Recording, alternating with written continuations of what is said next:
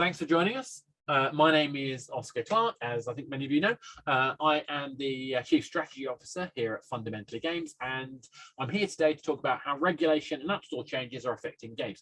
I think this is a super serious issue.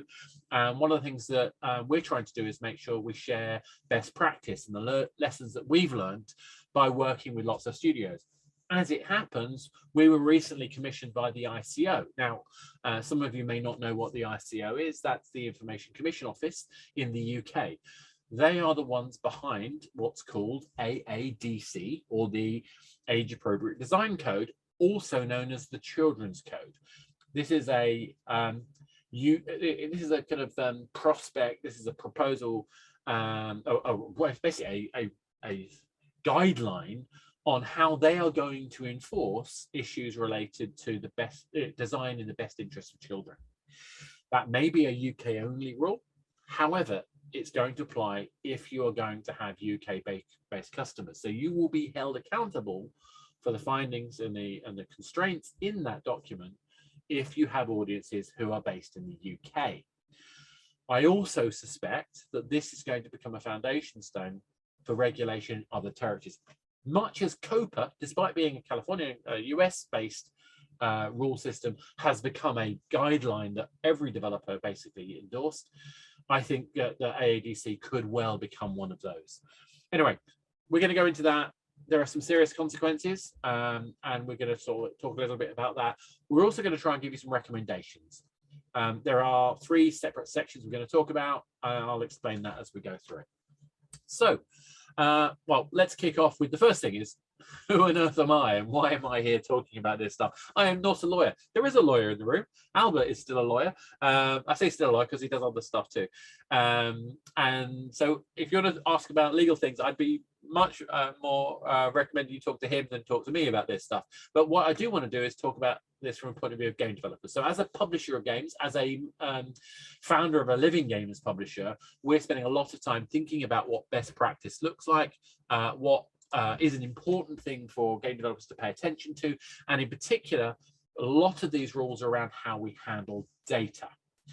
And a lot of this stuff is evolving, is still happening, and it's about understanding what level of risk you're happy to accept, because there are some serious consequences. For example, the ICO, which is the UK Information Commission Office, as I mentioned, can fine you for failure to comply with GDPR around 4% of your global turnover. So that's not an insignificant fund. There is actually some more details behind that. I'm not going to tell you the rest because you can go look it up. But it's serious amounts of money potentially that could be at risk, and also reputation, and also your relationship with your consumers, your players. We have to make sure that we do the best for our players, and there are some fundamental things that are going to come out of that. So why now? Well, we've just come out of a pandemic, or whether we come out or in the process of coming out, I'll let you decide. But one of the consequences of this global lockdown has been that the already massive engagement with games has just exploded even further. And around 90% of people under, between 16 and 24 who are on the internet, any internet users, identify as gamers. We're seeing around half the population of the planet plays games now, where it was about a third. It's been an enormous impact in the adoption of games as a form of shared experience. Games already have been the largest form of digital entertainment on the planet. And you can see from this chart, which was from Hootsuite guys, that even amongst the 55 to 64-year-olds, nearly 70% are identifying as gamers. So we're talking about a huge range of people. So the expectations of who a gamer is cannot be what it was back in the day. We have to be more careful. We are dealing with a mass market medium, and as a result, rules are going to change. We've seen the first of those rule changes. So the first one I'm going to talk about is the removal of IDFA, so that's the ID for advertisers that came around with iOS 14.5, and the introduction of SKAdNetwork and ATT, which is I forgotten what ATT stands for, but it's all to do with attribution and tracking. Now, most of you should be aware of this. This should be no news. The stuff I think is interesting is the consequences of this. So what did this introduce? Simply that you had to opt into the use of ads. Pretty straightforward, but it matters because it's still affecting the way that we are managing games. It's still affecting the way we target games. It has had a negative impact on revenues from some games, not all, but some. It has had it's made targeting, particularly on iOS, more costly, but the most important consequence has been the difficulty that we have in re-engaging audiences on iOS in particular. And there's a lot of us out there who think this is going to be something that's going to roll off into other platforms eventually. So what has been the consequences? The fallout has been around 20% of consumers say yes to the prompt. So we've gone from 100% of people getting their ads to only 20% of those people getting their ads. That's a massive drop-off. Now, one thing that's interesting is that that's also seen a shift in terms of ad spend to Google. So it's interesting to see how that works out. Now, I think what that does is has a profound effect on the kinds of games that are available on the iOS and Android platforms. It has a profound effect on the way we look at whether we have pay up front or in-app purchases in games.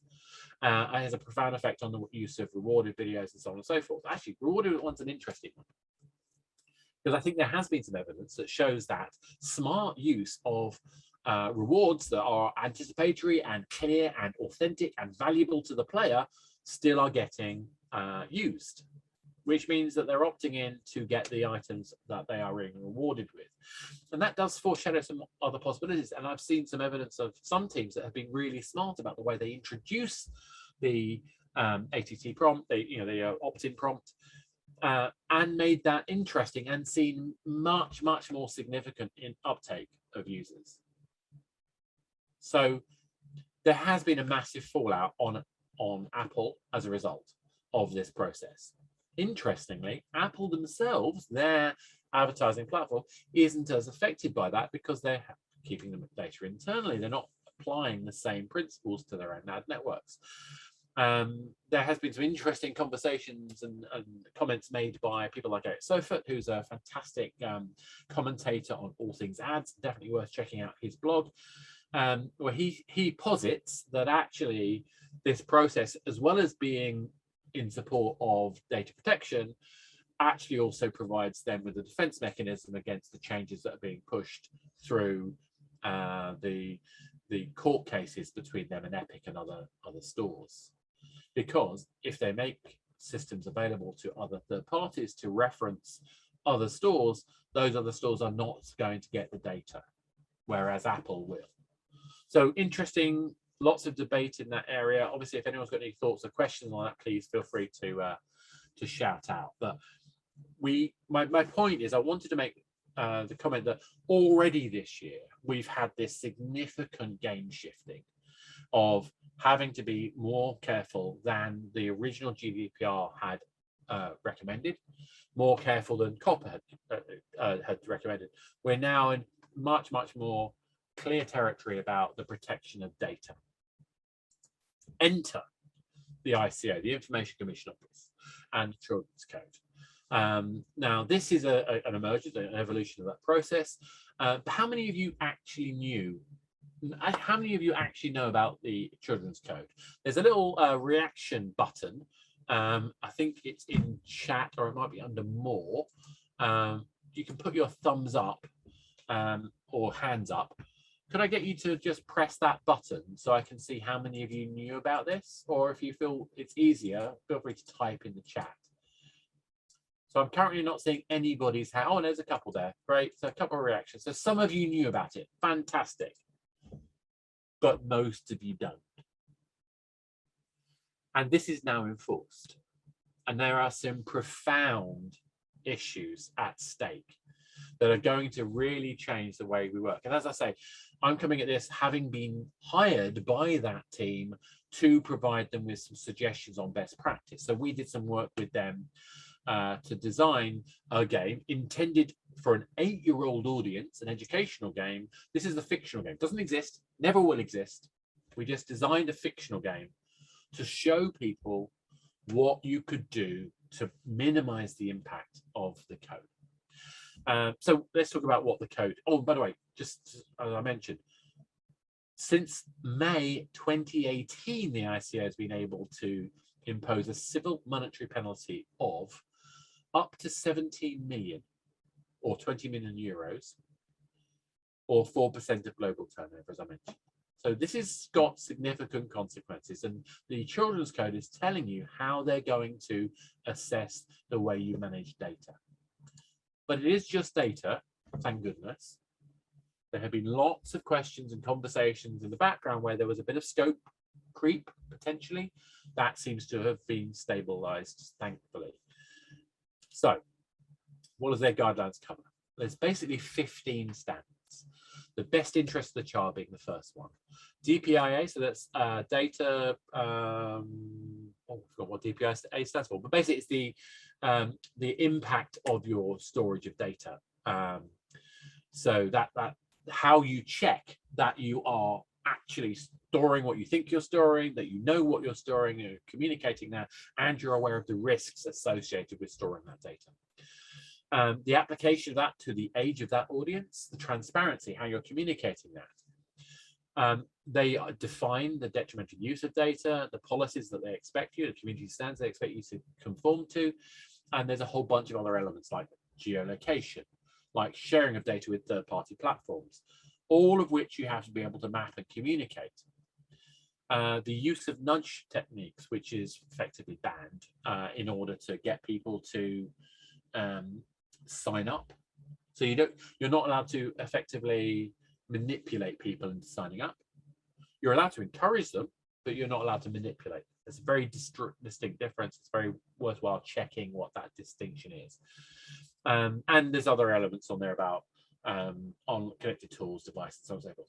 The important thing is this isn't a rule set for games, but the eyes are on the games industry, because we are that melting point where all of the issues combine into one in a very prominent way. And it will apply to any game or website or app that's offered to people in the UK, regardless of its source of origin. So essentially kind of what that means then is it's essentially a clarification of how GDPR operates and how it will be enforced. It is just an evolution, but it's looking at not just the collection of data or the processing of data, but the design of features based on data. That's what the Children's Code is doing. So it is focused on the best interest of the child and the use of data in that context. That is as far as it's supposed to go. However, they have defined a child as anyone under 18. There is no 13 distinction here. You are under 18, therefore a child, therefore the rules of a child have to apply. It's not only services aimed at kids, but those likely to be used by kids. This, to me, is the scariest and most profound issue. You cannot assume your players are adult. You have to assume your players are children unless you can prove otherwise beyond a reasonable level of risk. Now, that might mean that we're going to have to start seeing more and more parental control systems being implemented. Super Awesome have done some really interesting stuff recently, made their kids access tools available for free. That's part of the Super Awesome are owned by Epic, by the way. But it may not need to go that far. It may be that you need to authentically apply your age rating, your PEGI rating, or your ESBR rating. Now, the issue with that is authentically apply means no, you can't artificially over-egg or under-egg, but you also have to be aware that digitally there's no one responsible. The app stores aren't responsible for enforcing it. unlike in the real physical world. So there are some questions there, but you can make reasonable expectations depending on the level of risk. That's a conversation I've had with the ICO myself. We feel that if you can be authentic about your age rating, you can protect yourself to an extent, but you've got to show best practice and the ability to deal with identifying people who are not of that age group accordingly. So it's a really complicated, really risk-filled area, and you need to show that you're treating this code with due deference. And the other thing that's important is inferred data has become even more important as a result, because we're talking about services that are likely to be used by children, not just those that are aimed at them. Inferred data now, it becomes incredibly important. And we found issues with some data tracking, behavioral data tracking processes, where you could easily accidentally create inference through custom events being tracked against player anonymous IDs. So even with the GDPR personal identifiable information stripped out, the custom event, if it's using an item that's exclusive to a player or could be identified as a player purchase event, could potentially be inferring who that person is. You are now making that data identifiable. That may not be real world identifiable as we would like to see it, but from the lawyer's point of view, who are going to be testing this, they may consider that a bridge. We need to make sure we're protecting our teams from that. So as I say, it's any company that's operating in the UK, whether that is a company from the UK at all. Does that all make sense, guys? So hopefully you understand why we think this is so serious. So as part of the work we've done, we've created this data map. So this is for this game, which we designed specifically with an 8-year-old child in mind, an educational game called Color Numbers, I think it's called. It's a color matching game with numbers and so on and so forth. It doesn't exist. It's not real. It's never going to be made. But what we were trying to do here is just a couple of extra people coming in. What we were trying to do here is to work out where is data being hosted, what data is being hosted there, how is that information being protected, how is it being anonymized, all of these flows of data. So how does the player discover the game? Can it be directly through organic search? Can it be through advertising? Can it be through social media platforms? Can it be through the App Store itself? What information are we getting from that to identify them? So the distribution of that, it can be the hosting of the application itself, the hosting of the back-end servers. All of these elements we want to be able to map through. What data is being used? For example, one game we were reviewing the other day happened to have the social ID of the player as a key marker for initiating the gameplay. Now, I don't know if you've worked out, but that's obviously a really dangerous thing to do, because you are now making that person identifiable. Therefore, all the data you're storing is now no longer anonymized. So thinking about that, how you use your data, it's perfectly legitimate in the old way that you'd use that. It's a very sensible thing to do. So it's really easy to make all these things work, but we need to protect the integrity of telemetry separate from the player account. There's no problem storing information about the player. That's okay as long as they opt in. But they have to have the ability to opt in. They have to have the agency to be able to make that decision. That means that if they're a child, we need to know that there's no issue with the parental authority there, and that we are covering ourselves appropriately with the way we're storing their data. We need to be able to remove them entirely. They need to be non-identifiable to other people. We need to control and moderate appropriately. All of these constraints and protections need to be done with the best interest of that child. And as I said earlier, as far as we're concerned, everyone's a child until we can prove otherwise, beyond a reasonable doubt. So that means that we want to separate out everything that we can about the inventory, about the purchase behavior, about the account, the ownership, all of those pieces we want to keep separate. We want to then capture telemetry, so gameplay behavior, as completely anonymous activities as far as we can. Now, that means that if we have to strip out anything that's attributable to an individual, we can do without breaking the integrity of the telemetry data, because if we have to take out individual playing behavior, we won't actually understand how the game works, because we'll have taken out a massive cohort, we'll have a big gap in understanding what people actually do. We don't need individual information to understand how the game works. We need to have statistically significant information, not personally attributable information, I would argue. Don't get me wrong, I understand why we went down this route of wanting to be able to make the best game for that player, and we can't do that to the same level we could, except where they opt in. That's to do with the privacy, that's to do with the bad actors that have come into the industry and basically been exploitative, as will happen. These things happen. Our job is to make the best of this situation, to put the best interest of the player at heart, and assume that the player is a child and behave accordingly, unless we can find better ways to do that.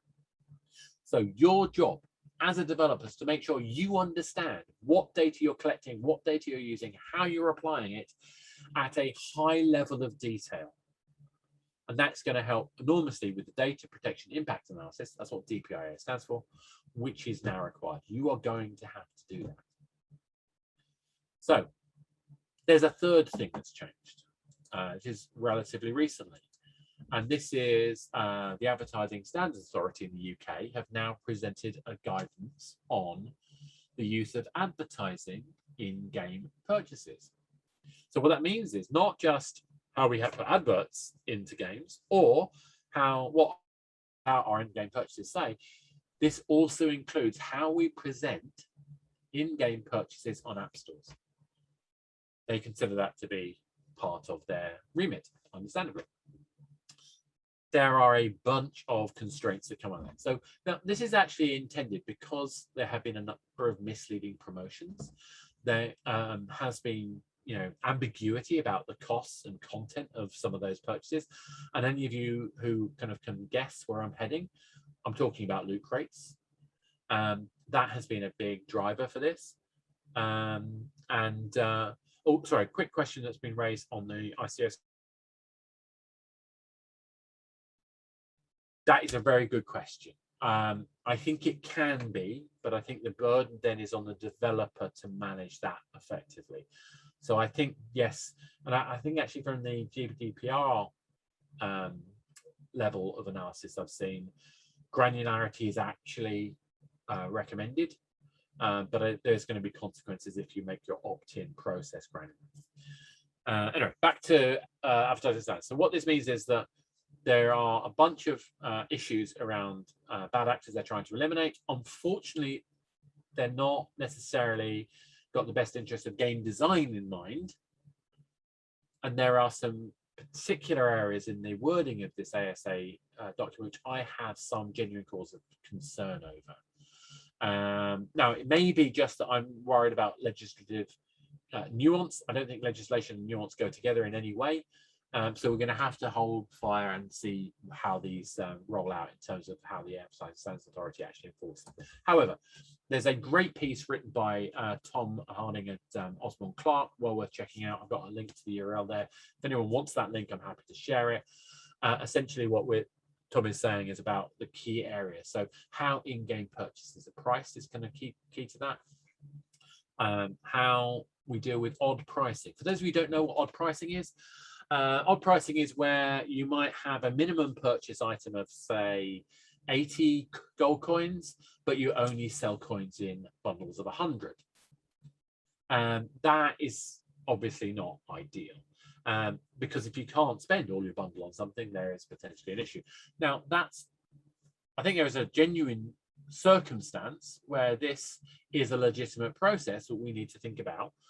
For example, if you can earn coins as you play, then having 20 extra that you can then add up and then buy something else with might be legitimate in the context of your game. But you're going to have to be prepared to be able to defend that and be able to demonstrate that's not just gouging. The reason why odd pricing has been used by developers is because if you've got some money in the wallet that's unspent, then you have this sensation of kind of missing out. You want to you come back to the game and use and maximize your agency with that currency. So that is considered to be a disproportionate kind of nudge technique by some. I think there are legitimate reasons why that can be sensible, but I think there's also nuance in here. Hence, legislation is not necessarily going to be the best way to deal with those issues.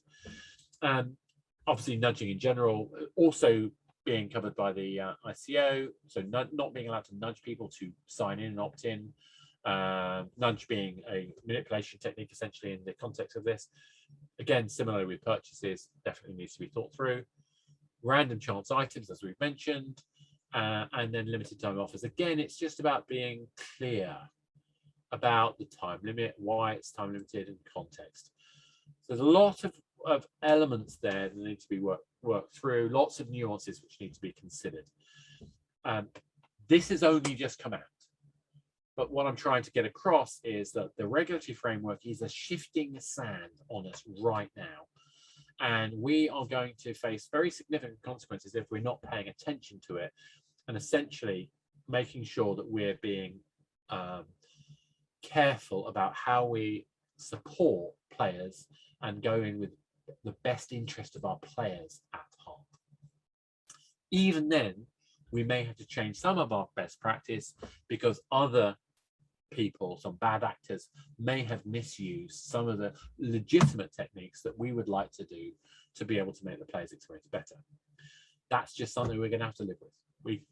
Legislation can't handle nuance, therefore we will just not be able to do some of those things. So here's some recommendations for you. First one, recommendation one: give players a positive reason to opt in, whether it's to do with goods or purchases or data. And actually, Albert made a really good point. Granularity, empowering people to feel in control of their data is a very important. And then they need to be authentic reasons. Think about how your player chooses to opt in, and that includes data and ads and even purchases. You need to make sure that the player understands why it's important, why it's valuable for them, not just for you, why you're collecting it, and importantly, why you can be trusted with that data. And they need to know clearly how they can get you to remove that data that's attributable to them.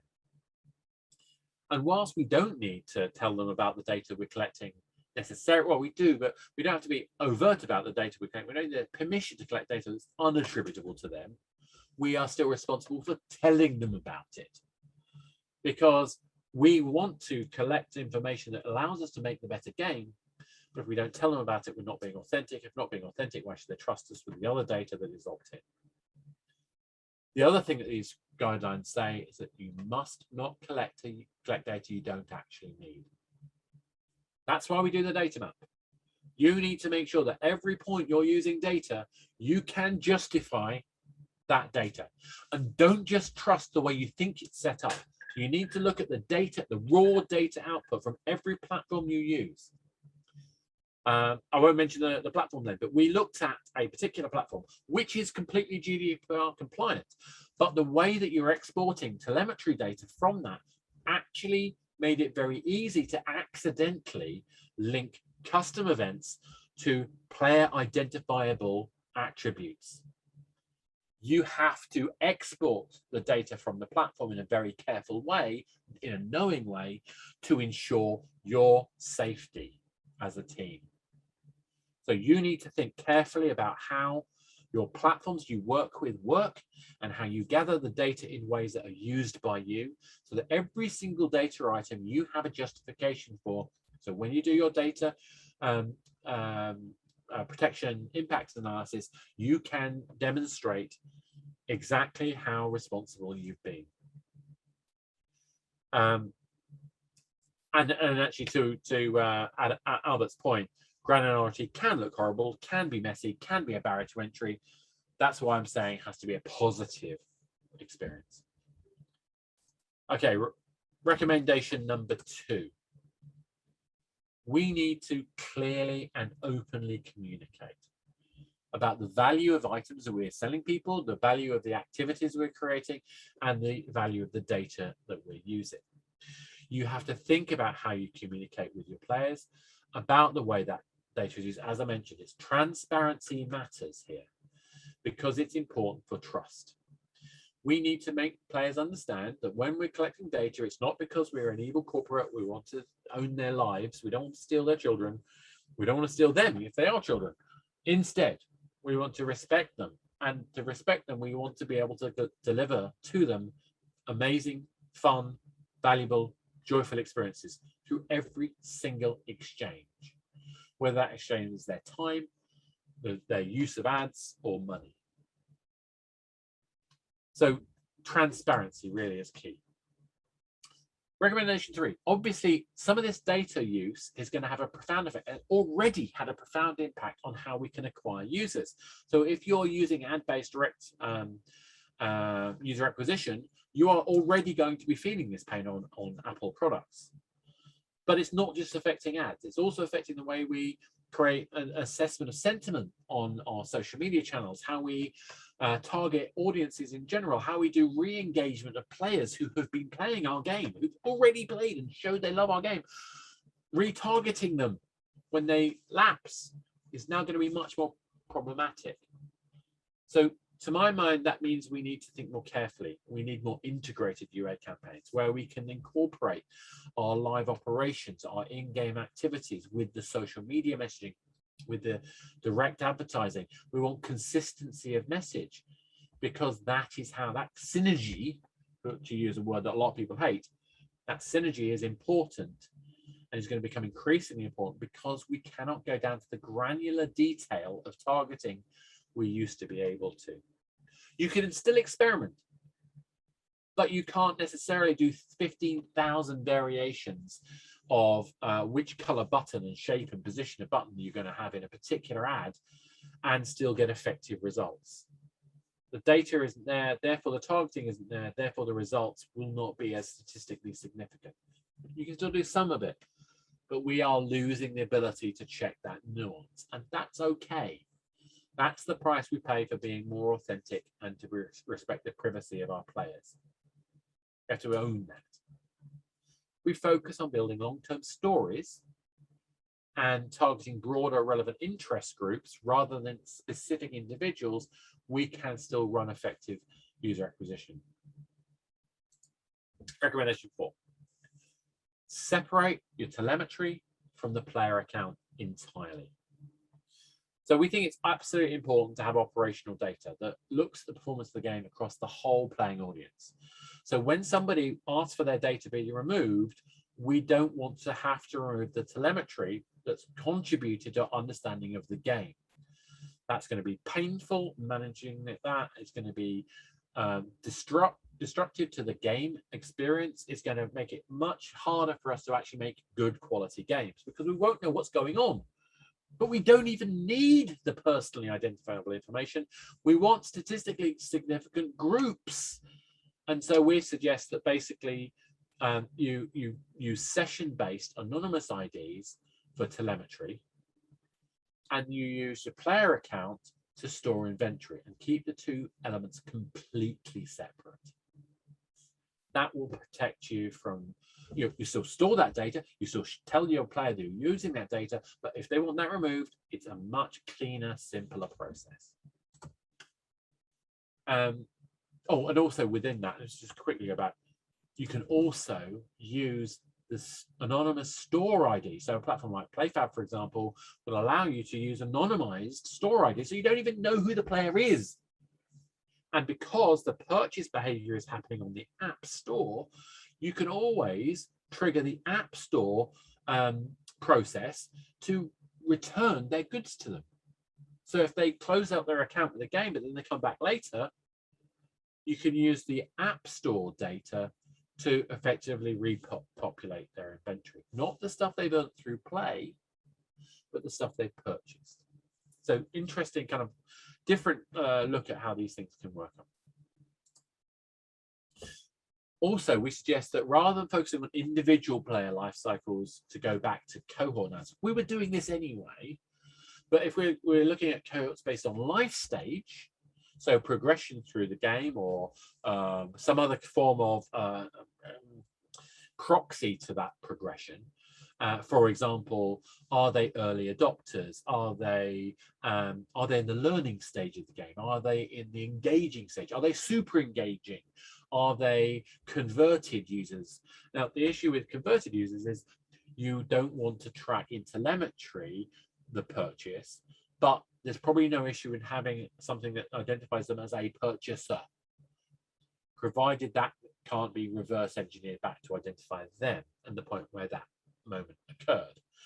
So thinking about what information is safe to use and appropriate to use, that gives you that kind of ability to build cohorts that identify interest groups and life stages, and then map that back to attribution in ways that are manageable without going to individuals, will make your life a bit easier, but we are going to lose fidelity.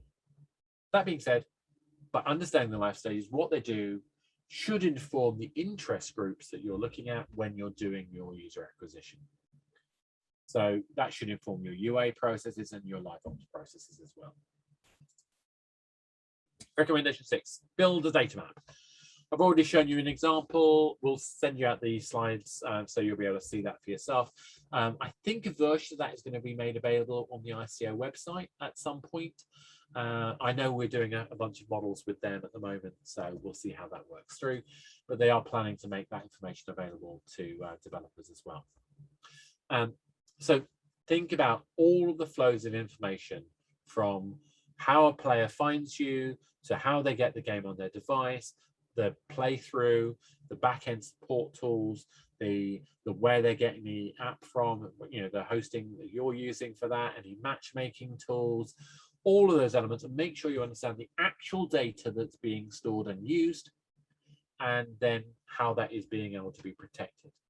So that then gets fed into your DPIA risk assessment. Then you're able to communicate that you've acted with due diligence in the best interests of your players, and in particular in the best interests of the child. And the bonus one, this wasn't in my article, this one, but my bonus recommendation is consider parental consent. Now, it's not going to be appropriate for every game. There are games where you may think that the theme and the context of that game is so clearly a particular age group, and that's okay. But remember, you cannot assume that they're under 18. Even if you've got a bloodthirsty, hardcore shooter, in fact, you're probably going to have to assume that they're 14. But that's maybe just my cynicism. Now, certain app stores will follow through the rating system of your game. So, for example, they shouldn't be presenting a PEGI 18 to a 14-year-old.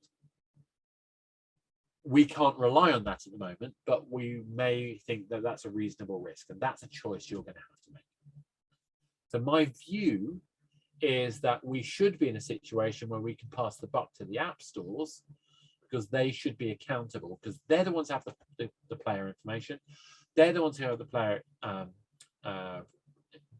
relationship. They're the ones who are going to do the purchase decision. So why should we be held accountable for data that the app stores have? That's not the current legal circumstances, but that's a thing that I think we as an industry need to push back on. And I think the app platforms need to take this into serious account. And I am aware that there is a lot of conversation on those grounds. The folks like Apple, Epic, and Google are all going to be pushing back on that. I am certain, I don't know, but I'm certain that's going to be the case. It's in their best interest to push back on that. However, I think it needs to firmly sit into the app store's place. If you are selling your game directly on a PC platform, you must think about how you're going to deal with the parental consent. Otherwise, you are going to be putting yourself at risk. And as I say, there's a nice tool. I'm giving this example because I happen to know it's free at the moment, and that is the Kids Web Service tool from Super Awesome, owned by Epic. So there we have it, my 7 recommendations. Hopefully that has been useful. Just a bit of an aside, if you don't already know, we do a bunch of free things like this because it's an important part of who we are as a company, that we share best practices with developers. And it's in our interest because those of you who've got living games who come to us, if you're already thinking about this stuff, it's going to be faster, more immediate. We're going to get on much better, and everything's going to be a lot easier. So that's why we do a lot of this work. We also do, in our reviewing process, we actually give that review back to you as a developer. That means we look at the market fit, the game mechanics, the retention design, and the monetization design you built into the game, and we give you an actionable report on that. And Mark, yes, thank you. Just so you know, one of the games we have submitted each month, we will give a 3 hours workshop to, but you have to reply to a survey. So we'll obviously we want feedback, and we're going to coerce you into providing us with that feedback.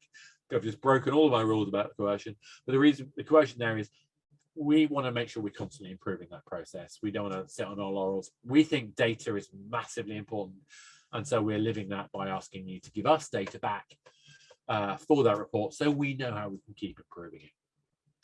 Now, we also have a developer Discord. I think some of you are already on it. You can always go and send that. We try to answer questions. We try to post up interesting news items and announce new webinars as that happens. We also have a knowledge base where there's a bunch of templates, articles, webinars, and this recording will go onto that knowledge base as well as the slides. Actually, no, the slides are only going to go to people who attend, but the recording will be made available generally. So that's that. So with all that in mind, my kind of general stuff, do you guys have any questions for me? Any thoughts? Are you all feeling like you know exactly what to do? I'd be very surprised if you do, but do you at least have a sense of what the scale of the issue is now?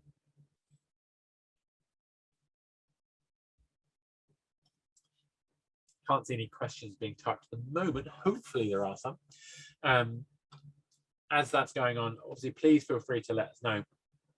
What I'm hoping we've got across to you, though, is that there are significant consequences to everybody, regardless of the size of the company. It's really important that we consider the best interests of the player, and it's important that we consider that in our game design, in our data structure, in our community, and in our user acquisition. And thanks, Albert. It's really good to hear that, because I know if I'd have said something inappropriate, you'd have told me, probably privately, because you're very kind like that. But obviously, feel free to ping me if you think I've missed something. We want to continue doing things like this, by the way. So again, if anyone has any questions or thoughts, feel free to shout. And yes, Benedict, I'll be very happy to talk about doing something like this for you guys for that. If you're accelerator, I'm very happy to talk about that. Now, the reason I think, again, you raise an important point there. I think this is an important principle that applies whether you're dealing with UK audiences or not. So if you're a non-UK developer, I think you're going to still need to deal with these issues, because at some point other territories are going to do the same, if not more restrictive constraints. And I think the UK team and the ICO team have done a fantastic job of talking to each other. We know that that conversation has not necessarily always gone smoothly, but the important thing is that the ICO team have definitely been very willing to listen carefully to make sure that they're not overreaching. And there's a lot of momentum that would make it very easy for them to overreach in this situation. So we're quite lucky that it's been done in an appropriate way. Cool. So I don't see any questions arising. Lots of very nice, happy comments. So I'm glad about that. If you're not happy, please tell me. We want that to be there. If you did like it, and obviously, please feel free to tell people about it. And if they're interested, there's still another showing of this. I'm going to do this again this afternoon at 4 p.m. UK time. In the meantime, just so you know, if you have bubbling questions, we are going to run the first of our, we're going to try and do this regularly with each of the webinars. We're going to be running an AMA session on this Friday between 1 and 3 o'clock UK time on our Discord. So obviously feel free to go and check on that. So I'll be making myself available to answer any questions. Obviously, I'm kind of assuming some of those will be about this topic, And to Simon, your point, if it is overwhelming, obviously, you know, if you take time to absorb it, think about it, and obviously feel free to shout out to me if you've got any questions. The best place to ask me those questions, to be honest, is going to be on Discord, because that way you get to ask a question. I mean, obviously, if you want to do it privately, DM me, that's okay. But if it's a question you think might be relevant to other people, it's great to put that into a public space so that we can discuss it as a group, because I'm not going to be the expert on every aspect. I've been doing a lot of thinking about that, but I think as an industry, we want to share in these conversations as much as possible. So on that note, has anyone got any other thoughts or questions? I'm going to hope that that's pretty clear then. Like I say, it's a massively important topic. Yeah, it's the same link, by the way, Mark. So people can go into the Eventbrite and get a ticket still. Otherwise, they can just use the same. Great. You can use the same URL for the Zoom link. Cool. Okay, guys, well, on that note, thank you very much for taking part. I hope it was useful for you. I hope it's got you thinking at the very least. I hope I haven't scared you too much.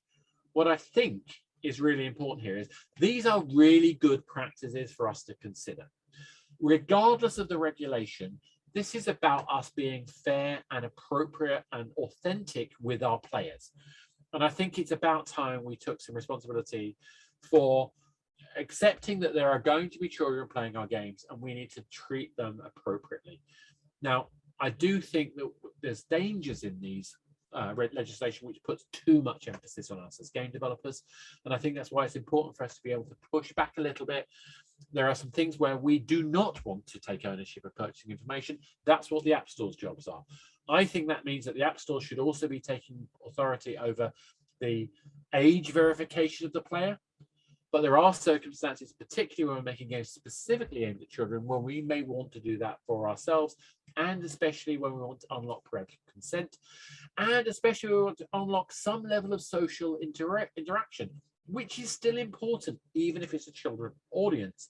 But we have to be sensitive to the moderation, constraints, and the protection of that child in the design of any social engagement for games that have that for younger audiences.